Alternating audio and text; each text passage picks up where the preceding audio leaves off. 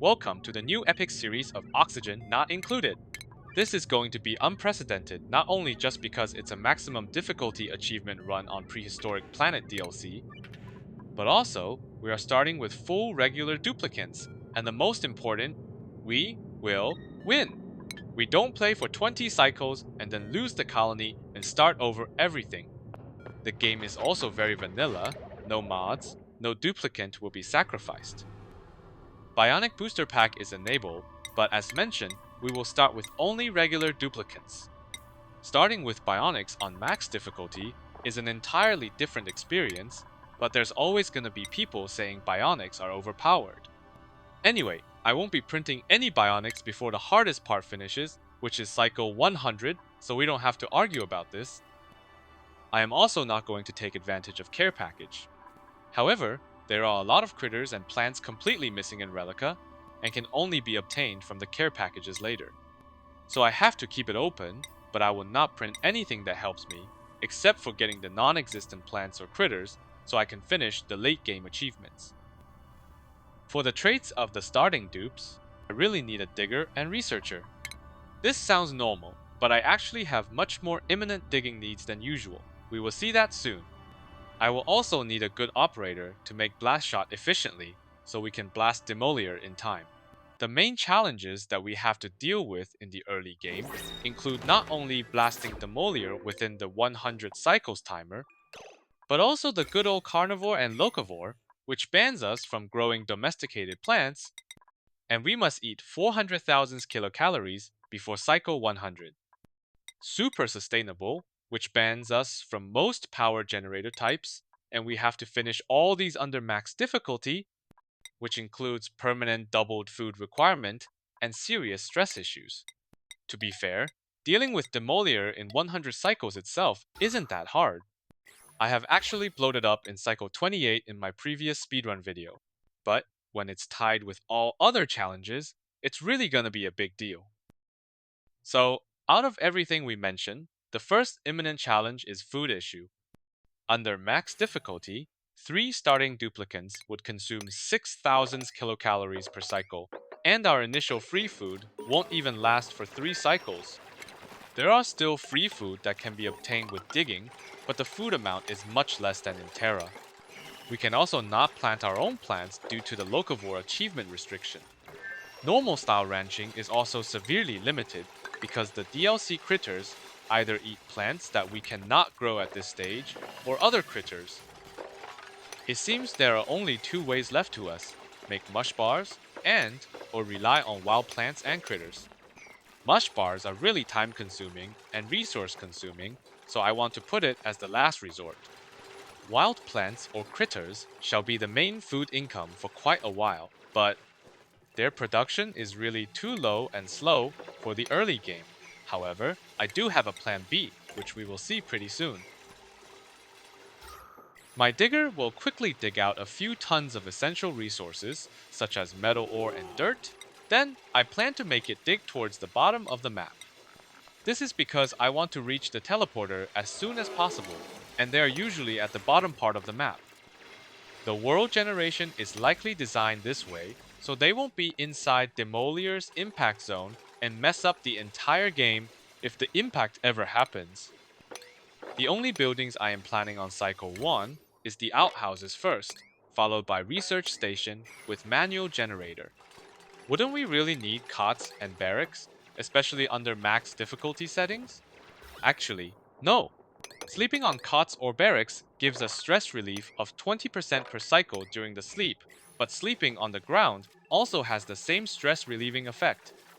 The advantage of cots and barracks are slightly faster stamina replenishing, 1 extra morale, and regenerating health points. None of these are very critical at this point, so I would delay them a bit until the most important tasks are done. What about the wash basins? The water pool isn't really close to the printing pod, and I feel like the space isn't convenient enough for me to build a full latrine room near the water. This is because I want to preserve as many wild plants as possible, and I also want to preserve the building space next to the nearest water pool for the supercomputer, which requires water. So in conclusion, I decide to ignore the wash basins and the latrine room for now. They may get food poisoning for a while, but that isn't very super serious, except for them requiring extra outhouse usage occasionally. The one morale from the room is also still not needed at this stage. I will fix both the washing and morale problem directly when I upgrade to lavatory. I'm not suggesting the regular wash basin start is bad or inefficient, just I would sometimes choose to ignore certain things depending on the goal and world generation. The next critical decision is the research station placement. A popular choice is to put them right next to the printing pod since it is a free light source, so the researcher not only get the lit workspace buff, but also the area could be made into a laboratory room, which further boosts their research speed. However, as the material overlay shows, most of the big dirt patches are not on the same layer as the printing pod, and that would make the dirt delivery time a little long. There's a big patch of concentrated dirt tiles on the bottom right, so I end up placing the research stations there for instant dirt delivery. I could still put my own lights and make it into a laboratory. Later on, I can also expand to the right and place the supercomputer next to the water pool, and also in the same laboratory. Yes, the floor shape of the researching room is kind of irregular, but in this run, I would prioritize preserving the local wild plants over OCD satisfaction and also save some time from reshaping the terrain. At least in the first few cycles, there is no time to care about aesthetics. The downtime is starting, and that means a third of our food reserve would be consumed by the duplicants. There are still a few snack fruits on the top there, but they only worth 800 kilocalories apiece, and we can't expect to find much more, even by digging the buried object tiles. Right now, I am trying to count the wild critters and estimate the amount of quick food we can get from them, not only to feed the duplicants, but also the meat to complete the carnivore achievement. The lums are the most important meat source for carnivore, and the critters that appears on YouTube thumbnail the most times recently. However, I can only find 3 of them. Not sure if that's an average or below average luck. Each of them can probably reproduce once during the first 100 cycles, and that gives me 6 lums in total. The carnivore achievement requires 400,000 kilocalories, and each lum after being processed in the smoker would yield 32,000 kilocalories. Therefore, the lums could provide me with about half of what I need, even without growing their population. However, even if I want to, it's hard to grow their population too much beyond those 6, since they feed on ovagro vines, and I could only collect the wild ones. So the first research I will unlock is the lights, so I can make my own laboratory on the dirt piles. After that, I will unlock advanced research and rush the smoker as fast as possible. The food is really going to be borderline survivable even if I rush everything. It is time to start digging down to find the teleporters. I would dig a few extra tiles for metal ore, or unlock big oxygen packets if it's convenient, but otherwise I won't deviate too much from going down. I am digging down with an S shape, and adding the ladders after the digging is done to prevent the errand switching back and forth between multiple duplicants if I put ladders directly on undigged tiles. Although the critters are essential for carnivore, they are too slow to kick in at the first few cycles. Our very first food production will have to rely on wild sweatcorn plants cooked in the smoker to double their calories. The pocket to the right contains 3 wild sweatcorns and 2 mimica buds, so it's worth to spend time digging to it. At the end of cycle 2, I have unsurprisingly got the first duplicant on food poisoning. As I described, I'll just live with that. Also worth to mention, it was once quite a serious disease when oxygen not included is still a new game, but it has been nerfed afterwards. Most diseases at current stage is just not a big deal to care about. My remaining food reserve is actually more than the previous cycle. This is because I am aggressively digging out the nearby snack fruit I can find. But there is almost no more free food for me to find. I estimate the duplicants will start starving at around cycle 7 if I don't have a plan. Fortunately, I do have some plans. I am digging out to the teleporter exactly because I want to use the teleporter very early. By sending the digger duplicant into the second asteroid, there will only be 2 duplicants left in home planet, and that would reduce the food consumption rate significantly. There is also some guaranteed free food at the teleporter planet, so my digger will sure be able to survive for a few cycles and explore to find more food without receiving any help from home. The first printing pod offer is available, but I have mentioned I will not be taking advantage of care package to survive. I am keeping care packages enabled because they are the only way to obtain some particular critters or plants for late game achievements. Since the doubled food consumption difficulty is really cruel, I will not print new duplicants too often either. Therefore, don't be surprised if you see me keep rejecting the offer completely or just leave the pod offer pending for a long time. If I weren't planning to print a new duplicant at this point, I might as well not check the offer content at all. I have found the supply teleporter input on the way, which is nice. When I start making blast shot, I will need to send a lot of peat from home to the teleporter. On the bottom, we also revealed another room with glass and some thingy on the ceiling. That's the indication the teleporter is in the room. I probably could have made it into the teleporter in early cycle 2 if I go all out on digging, but that would be a bit overreacting. The home planet would have made absolutely no progress, while the digger would idle in the teleporter planet if I send it too early, because most researches are not done and a lot of intermediate essential buildings are not unlocked yet. Good news is I have unlocked the electric grill, though a lot of the new DLC food is actually not processed with the grill, but with the smoker. The first thing we can cook with the grill is mimolets. Mimolets is a seed that drops from a mimica, the butterfly-looking critter, when it dies. It has 2 uses, either to be planted to make a new mimica bud to spawn even more mimicas, or to be cooked in the grill into toasted mimica, which is edible. Since we literally cannot plant anything due to locavore achievement constraint, we can safely cook every mimolet we found into food. Not only because we do really need these food, but they will rot over time, so there's no point of storing them. I just got my very first achievement, and it is outdoor renovations. Funny it isn't bed and bath, because I haven't built any bed at all. This indicates I am now breaking into the feather biome, which features dartles, rexes, and a lot of brine and chlorine. Fortunately, this biome usually spawns with a lot of oxygen on the top initially, so our digger can pass through it smoothly without having to worry about oxygen supply. I have to be quick though, as the oxygen will not be continued to be generated, but instead, the dartles will emit chlorine when they feed on the plants. After a few cycles, the entire biome will be filled with chlorine, not only making it unbreathable, but giving eye irritation to the duplicants, which further slows down their athletics. The biome is also near or below 0 degrees, so they will also inevitably get chilly surroundings debuff. Not only slowing them down significantly, but also stress them. On normal difficulty, as long as the morale is high, some random stress sources isn't a big deal. But on max difficulty settings, any single stress source could be a serious threat. I have better clear the way to the teleporter, send the digger in, and get the other duplicants out as soon as possible. The supercomputer construction isn't set to super high priority because my researcher hasn't gained a skill point to access advanced research yet.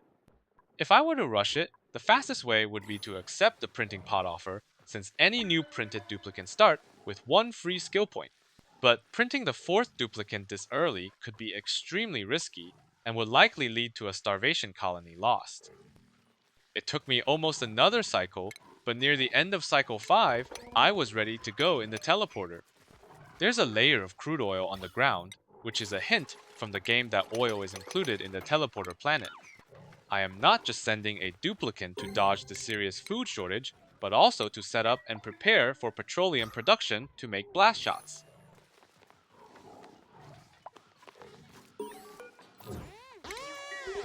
Here we are at the teleporter and pleasantly welcomed by 13,000 kilocalories of free food. It's all lowest quality nutrient bars, but who cares? If I were speedrunning, the first thing I would do is to defrost the frozen friend for an extra duplicant. Such duplicants are nice because they start with 3 free skill points instead of just 1, allowing them to learn important intermediate skills in very early stage of game. The downside is we don't know what random traits they will roll before we defrost. It could be good ones or bad ones, like anemic, undigging, flatulent, or whatever. It's possible to keep save before defrosting and reload until desired trait is rolled, but that's not a strategy I would personally use. Anyway, none of these are of my actual concern. I will defrost a duplicant instead of printing one from pod, but I'll have to wait until I have more confidence on food income. I just realized my digger bladder was full, and trying to see if it can build an outhouse in time. Apparently, not. Should have checked the schedule before going in the teleporter. It likely teleported just before downtime and skipped it completely. That's a few percent of extra free stress for stepping on the P, but as long as I don't allow it to happen again, I should be fine. On the bright side, this planet is already full of polluted water pools, so if the duplicant were to pee randomly, it will more likely end up in the correct pool anyway. Since I have obtained the extra food at Teleporter, and the toasted mimilet at Home Planet also helps quite a lot, I can afford to spend some effort on morale, such as cots, and making a mess hall. I want to preserve the Ovagro vines right to the pod, but since I have really not many duplicants, I can make it into a kind of natural looking mess hall, and later upgrading it to Great Hall. My digger is sleeping for really long because it was exhausted due to arriving on the wrong time and without a cot. Hopefully, its next cycle would be much better. Coming in Teleporter gives us free food, but it also means we have to micromanage 2 colonies at the same time. This could prove to be quite a challenge, especially on max difficulty, but I am fully aware of that. And with all the tight time constraints, we don't really have the leisure to wait until the home colony is permanently sustainable to make the next move. In order to make proper micromanagement, I need to have a clear macro plan first. I chose to make blast shots with the petroleum recipe, so I would need petroleum, peat, and refined metals for that. Petroleum and refined metals can be found in the teleporter, which is a big reason I want to go there in the first place. Peat is found in the home planet. Researching can be done anywhere, so I'll just do it at home to not complicate things too much. Both planets have some wild plants I can harvest from, but most meat I can find will be from the critters at home. So, I would have the work plan sorted like this. The second pot offer doesn't seem too worth it. I'll just get the frozen friend later. One good thing about Relica and this run, the oxygen source is quite plenty. On home planet, we have a lot of algae, at least enough to sustain the colony before the hardest part of the challenge is done. On Teleporter, it is the common swamp terrain, with a lot of polluted dirt, polluted mud, and polluted water. They are giving off a lot of polluted oxygen, sometimes even more than one would ever want. A base full of polluted oxygen might annoy some players, and it would give the duplicants yucky lungs coughing for 30% increased oxygen consumption, and occasional interruption to do the cough animation. I'm not too worried about these though. The only time I absolutely need clean oxygen is when using Atmos suits or enclosed telescopes. Before Atmos suits are set up, I won't bother clearing the air. Since I have only one duplicant in Teleporter Planet right now, I'm not too worried about putting ladder blueprints directly on undug tiles. There's no other duplicants to steal the ladder building errand from the digger, so the digger will supply, build, and dig all on its own smoothly without pending on anything or running back and forth.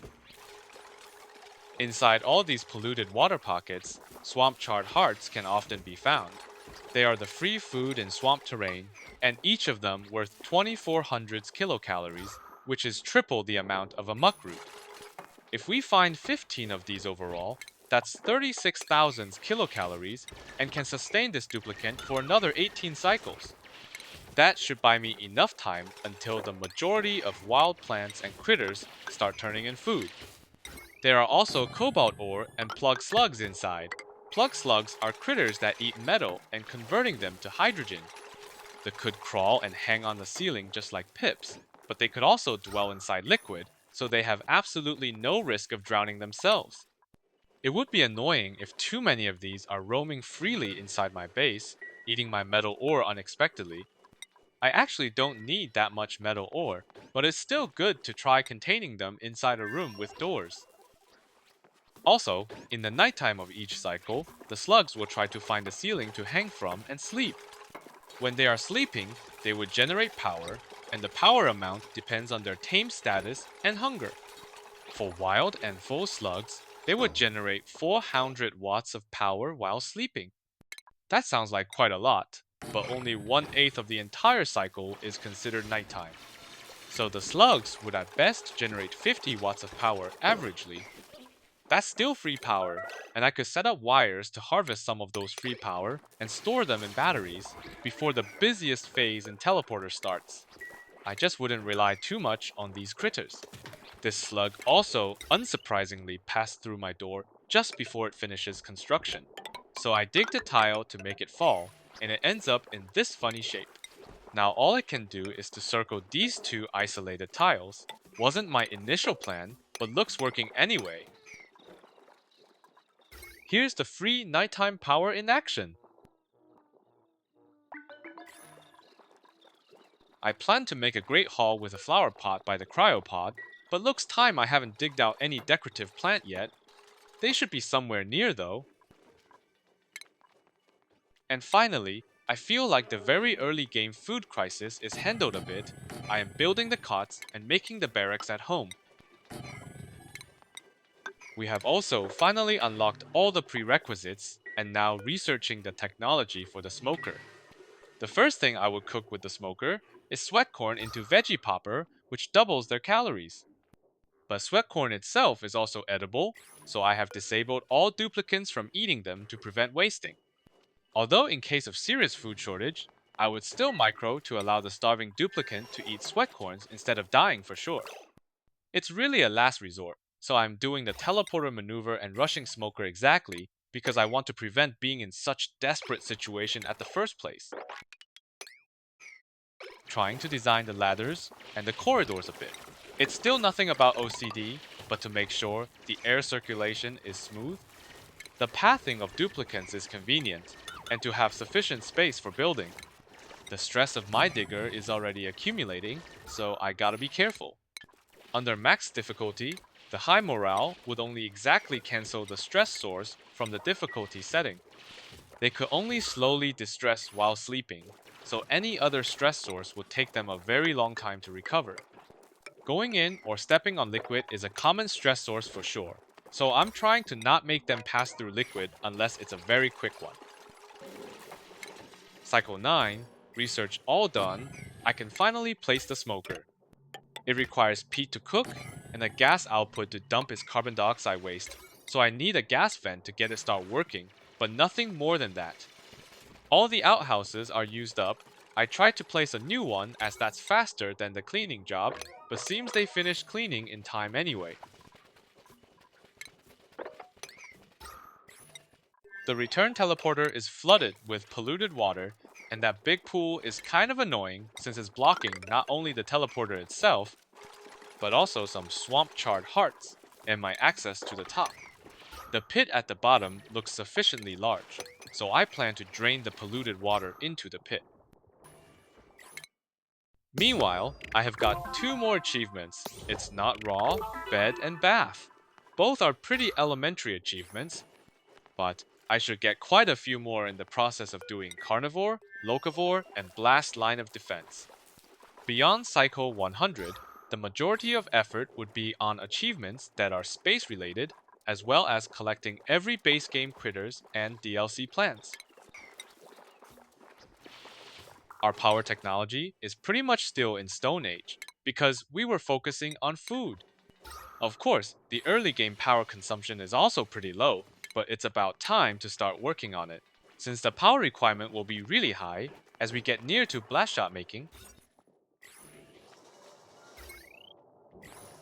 Down it goes. It's nice to deal with these polluted water without having to jump into it.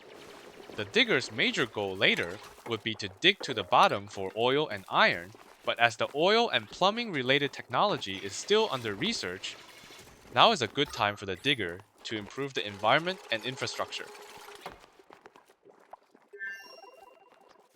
Since I would need to pump oil and petroleum later, I might as well research it now, as well as unlocking the lavatory.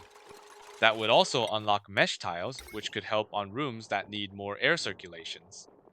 I guess I just love to do researches only when it unlocks multiple things I can use, or when it's absolutely needed. On the other hand, researching just for sake of researching could be really a waste of labor at this stage. Normally, we don't need too many batteries, but since we are harvesting free energy from slugs, and excess energy would simply be wasted, it helps to have a few more batteries, just like when using solar panels. I have survived for 10 cycles here. The teleporter planet is looking good so far. If you have never tried an early teleporter use, I would encourage you to give it a try. There's free food, free oxygen, and in the worst case, you can always just teleport back to home. No need to wait for a completely developed home colony to start expanding. Nothing terrible would happen, unless you absolutely forget about the poor dupe. On the other hand, despite I am aggressively harvesting food from wild plants, my home planet is down to 5,000 kilocalories. That's not even enough for 2 cycles with 2 duplicants on max difficulty. The smoker's already working, so I can expect some food incoming, but it requires an entire cycle of smoking and an extra empty errand to finish producing the food. I hope this batch of food can sustain me long enough until I can collect 7 more sweat corns to make the next smoker recipe. Otherwise, I might have to send food from teleporter back to home. The real challenge has just begun. See you next episode.